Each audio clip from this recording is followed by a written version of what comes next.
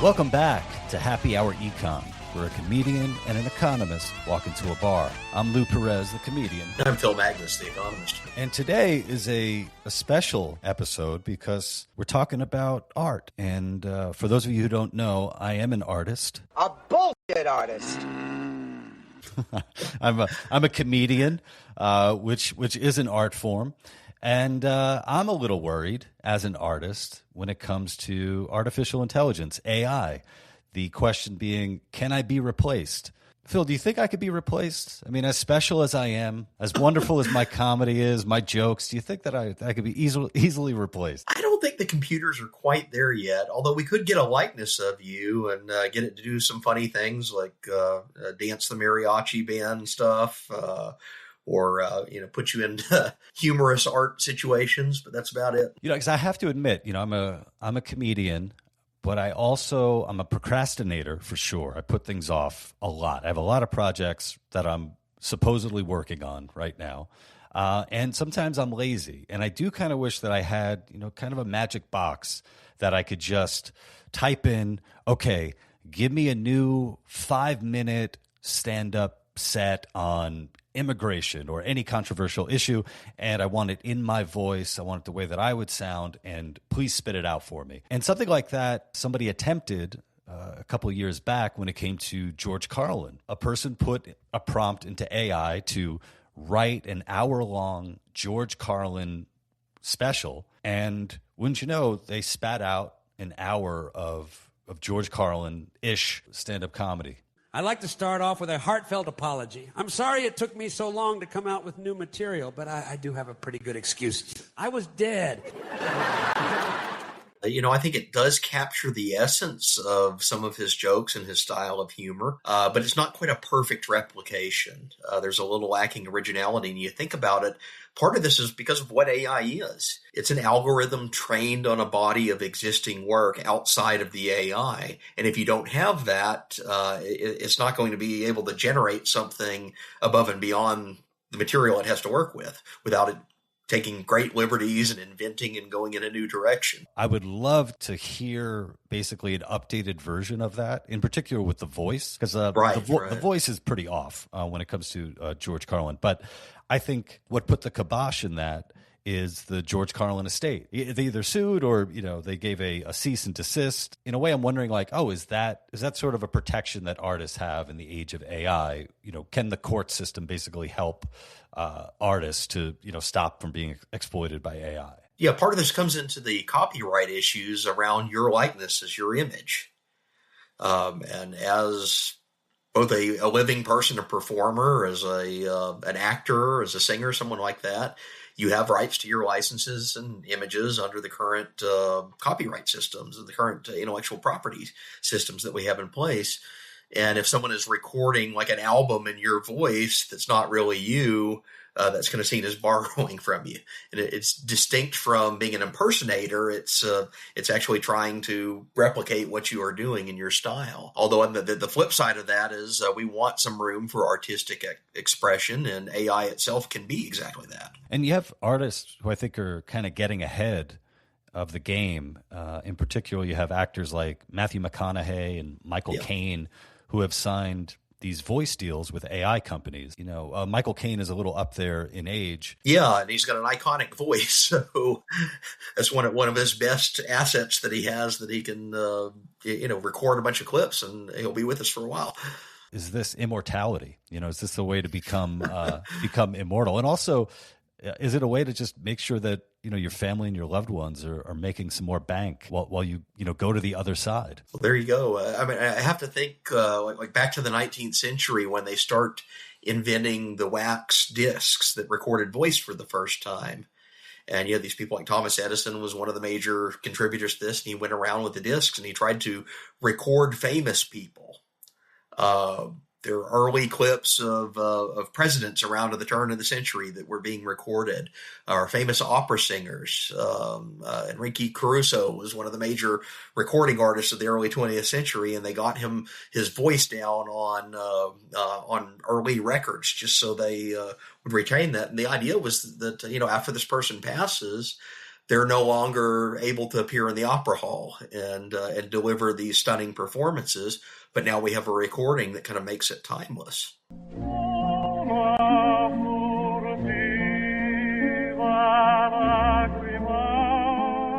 So this is kind of like a new evolution into that. Not only do we have a recording, we have a computer algorithm that can manipulate and apply and bend that recording to get it to do new things. I do wonder, when Michael Caine passes, hopefully this episode gets out before he passes, because I don't want anyone to think there was a conspiracy here. We get AI Michael Caine on. Actually, that would be great. People would be like, oh my God, they got Michael Caine to do the interview on Happy Hour Econ? That's amazing. But kind of with that, I do wonder, where will Michael Caine's voice be popping up? Will Michael Caine's voice eventually become something that's kind of in the public domain, and you'll get to use him for commercials that he might not otherwise have done or wanted to do, or some weird Michael Caine kind of fans out there who kind of want to produce Michael Caine fan fiction? It seems like there's so many possibilities for the future of AI. Right. That could be fun, but also weird. Weird, very weird. And we just saw an earlier iteration of this come through as the copyright started to expire on cartoons that were made in the 1920s and 30s. The famous one being the Mickey Mouse, the Steamboat Willie cartoon. As that moved into public domain, well, the first thing they did is Disney would deploy its lobbyists to try to extend the deadline on how long they maintain full control of that. But then as it moves into the public domain, you start getting some really interesting things, like there's slasher films that are done in the style of Steamboat Willie. They're often low budget, and it's probably completely antithetical to the family image that Disney liked to project for itself. But now it's public domain. They can no longer exert that kind of control. It enters into a new type of a marketplace. So you have to you wonder about this, like an actor who has recorded his voice into AI being brought back 100 years from now in a film, or maybe as a hologram, or whatever technology we have at that time, and deployed in ways that are antithetical to that actor's image as they would like it preserved. And the question is, do we have a legal structure that allows their estate or their family to exercise some commentary on that? For those of you out there, you're all probably hoping and wishing, can we finally get a Jaws 5? Right. For those of you who don't know, Michael Caine was in one of the Jawses. And I remember listening to an interview he was doing. He never saw the movie, I don't think, but I think he was able to buy his mother a house or something like that. Right. Which I think, being in a Jaws movie and being able to buy a loved one a house is a pretty good trade-off. Or you get things like unfinished works, and one of the big talks, the Game of Thrones series. George R.R. Martin has been sitting in writer's block for the last 15 years to finish the book that's supposed to come out on that to wrap up the series. And he's getting up there in age. Do we upload all of George R.R. Martin's works into an AI machine and turn it loose and figure out what kind of a story it comes from? That's an intriguing possibility. It also has a question of authenticity about it. Mm-hmm. Although I see this as an evolution, it's an age-old problem. There have been many, many instances of books and compositions that were not finished at the time that a masterwork had died. Mozart's Requiem, for example. And he's working on this up until his death, and it actually takes other people to come in and they fill in the bits and pieces to get this unfinished masterwork into recording. AI, I think, becomes an interesting tool for that because it takes away some of the element of bias, whoever the interpreter is that's trying to finish an unfinished work. Is going to bring in bits and pieces of their own persona to that, whereas AI is an attempt to algorithmically do it through statistical probability from an uploaded body of work. So I think that's really interesting because you could get points of comparison. What does AI do with this material versus what does another author or another composer do with this material to finish an unfinished work? You get some really interesting outcomes, I think. One of the projects that I'm working on is I'm writing a feature film. And, whether you like it or not, films that work have a structure to them. There's a 3-act structure, and there's rising action and a denouement and all that. So I've been using AI as a way not to write the script, but to basically show me how films that are kind of what I'm going for work, how they work structurally. Right. So it's sort of like, hey, can you beat out Forrest Gump for me? You know, what is Act 1, Act 2, Act 3? So I'm able to see it structurally and then kind of use that as a way where I can map on my own narrative. It's like, okay, this is where, you know, by page 30, I should be here in the script and all that. So I find that It's a tool. Yeah, it's a tool. It's really helpful. It's kind of like, you know, I didn't go to film school, so it's not like I was, you know, in the belly of the beast, you know, reading just script after script and watching movie after movie and getting, you know, getting that education. So it's definitely helping me on, you know, in that regard. Absolutely. Absolutely. And I'd say the same thing with my academic research, because I have plugged paragraphs into AI and said, hey, critique this. And what it does, it runs through its algorithm and it spits out a response. And it might say, well, your argument's a little weak here, or you could use some data here to reinforce this. And that helps improve the final product that I turn in as my finished paper. So yeah, it's a great tool. In some cases, it's a bit of a crutch. And I think that's the sweet spot that we have to shoot for.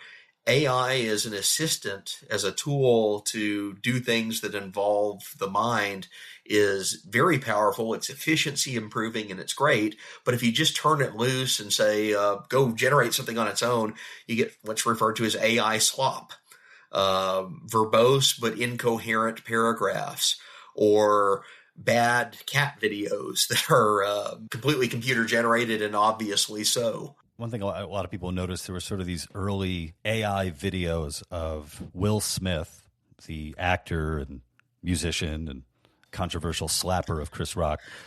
There were these videos of AI of him eating pasta. And the early ones are nightmarish. They're so weird and creepy to look at. Yeah, it has like 6 fingers and all the is he eating the spaghetti and his fingers and the sauce? It looks so weird. Now it looks like Will Smith is eating pasta. And, you know, I'm looking at that and I'm like, that's really cool that we've advanced, you know, the technology where we could look at this. But other than that, I'm really not interested in it. And something that I've kind of noticed with AI, the slop, you know, as you put it, is even though there are some like interesting ideas, like I saw one, I think it was like a mix of kind of a mashup of Harry Potter and Apocalypse Now, right? It's like, okay, so we get to kind of play out these, you know, fantasies of what would happen if Harry Potter was dropped in the middle of Vietnam. But, you know, outside of like those interesting visuals or the you know, the idea itself, I'm really not that interested. I'm not connected to it the same way that I would be with real people. Yeah, exactly. And, you know, I've played around with AI as a tool myself. I have a little Instagram account that's kind of economically themed. That's AI generated photographs. So I take Karl Marx, and you know, he's deceased. He's out of copyright. He's also a fun target to poke in various ways. And the Instagram account is taking historical pictures of Karl Marx and putting them into scenes in the modern world. The very first ones that I tried, they came out a little weird. It's like the Will Smith video. I asked it to generate a picture of Karl Marx doing the laundry, and it spits out kind of like this really abstract photo of Karl Marx hanging off of a laundry clothesline. So it's kind of strange, but I thought it was funny enough to post on Instagram. Nonetheless, had fun with it. But if I do that now, I can say like, AI, please generate a picture of Karl Marx on a pogo stick in the middle of the park with Fidel Castro, and it'll do that. And it'll not only do that, it'll animate it, and with reasonable precision. So I think that's actually kind of amazing and fun that it can do that sort of a thing.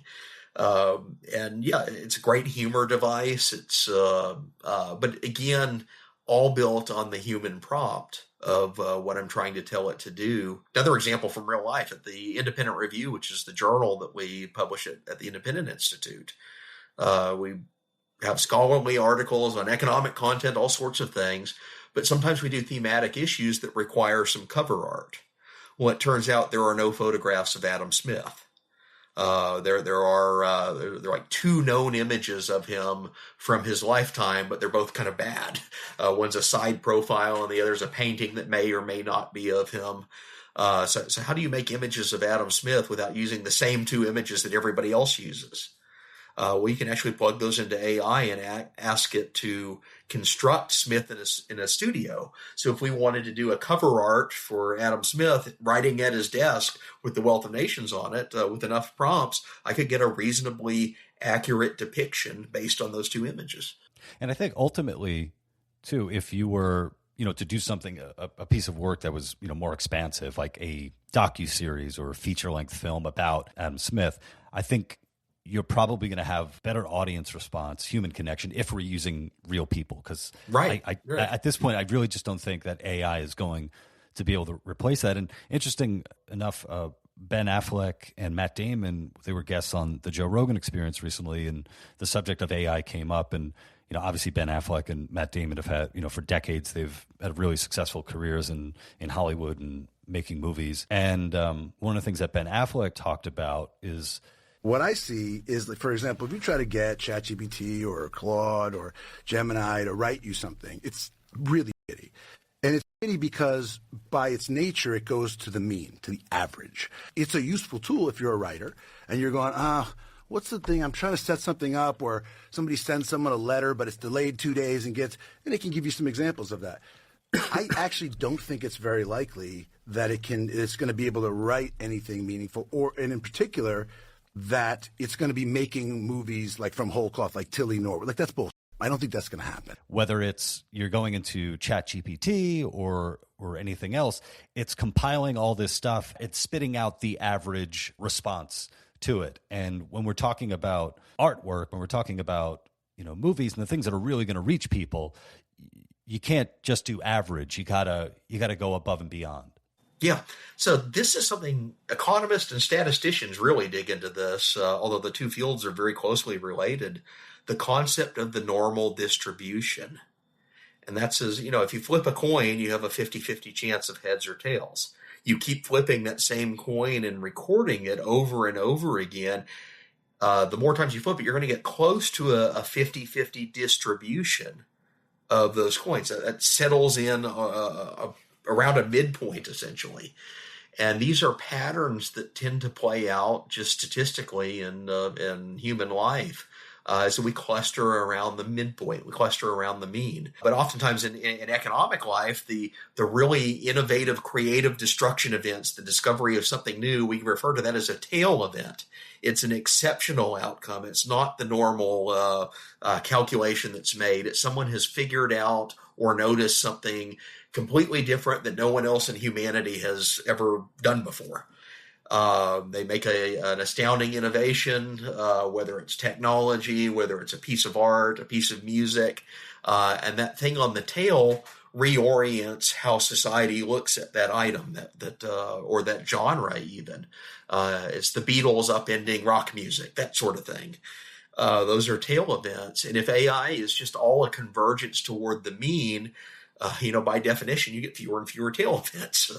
It's programmed to come around that midpoint. If you want something really interesting or odd or extreme or boundary pushing, AI that would be configured to promote tail events. Although I think the state of technology we have right now, it would just start churning out weird rather than something truly innovative. And that's where the human element comes in there, because you actually need a human artist or a human singer or actor or performer to really push that boundary, to give AI something to orient around, and it becomes the new mean. And I think so much that we are, what we're talking about when it comes to economics, and people might, miss it because economics itself just sounds so, nerdy. It sounds so wonkish and all that.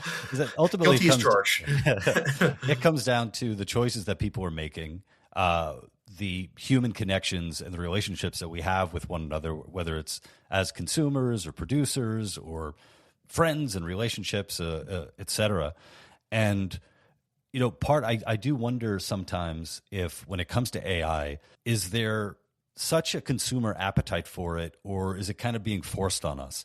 And one example that I would give is there's this supposed AI actress named Tilly Norwood Right. going around. And I don't know Tilly Norwood. I've never seen anything that I guess she has been in. And I guess I'm not alone, because Chris Pratt, the actor, had the same thing to say. He's like, I heard this Tilly Norwood thing. I think that's all bullshit. I've never seen her in a movie. I don't know who this bitch is. So, like it's all fake until it's something.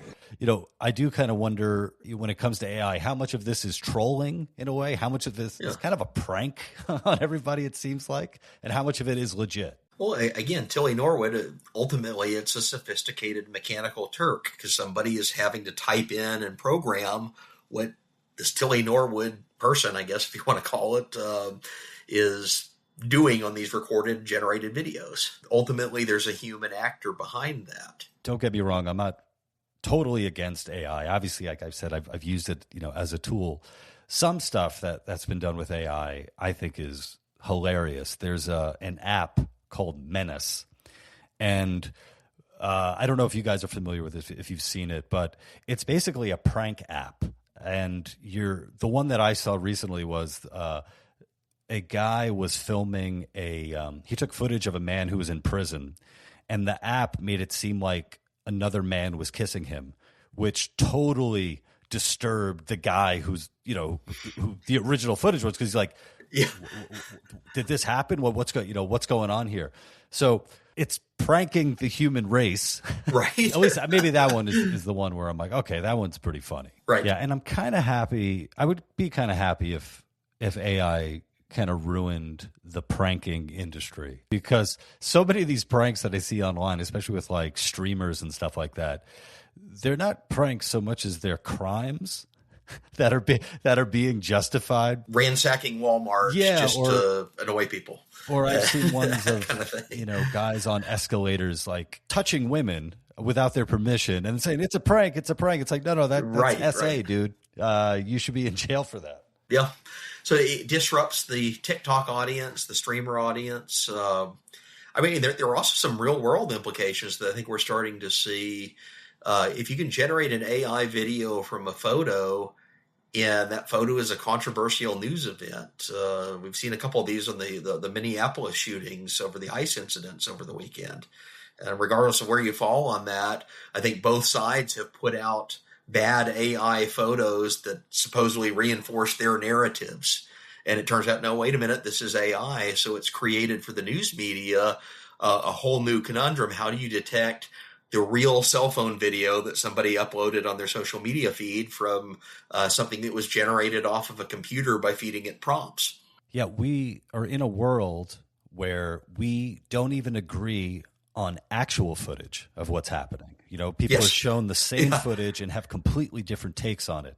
So the idea that you're throwing into that AI footage that at first glance, sometimes you can glance at this thing 5 or 10 times and it seems real, and you need someone to point out like, oh no, that person has 8 toes, or that person kind of dissipates and vaporizes, in the background. Yeah, walks through a wall or something. There's When it comes to kind of the titillation of AI and the use in the arts and stuff like that.